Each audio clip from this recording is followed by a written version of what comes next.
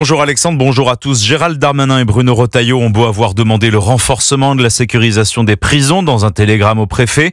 Et les mesures prises par les ministres de l'Intérieur et de la Justice sont-elles bien adaptées à la menace qui pèse sur les surveillants de prison?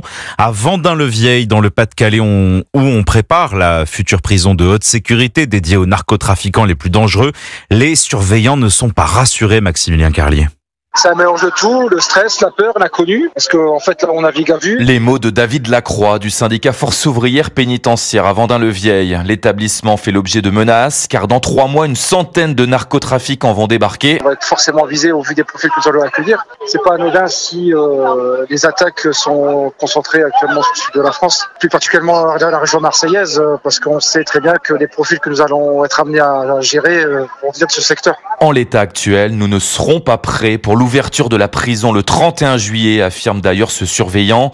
Parmi les revendications, un parking plus sécurisé, explique Julien du syndicat UFAP. Là, on est monté d'un cran avec les différents incidents qui se sont passés sur le territoire. On demande la sécurisation du parking des personnels. J'ai une préoccupation, clairement. On constate qu'on est attaqué à l'intérieur de nos murs, mais également à l'extérieur. Il est urgent d'accélérer les travaux quand on voit ce qui se passe, affirment ces agents pénitentiaires, prêts à déclencher des mouvements de grève s'ils ne sont pas entendus.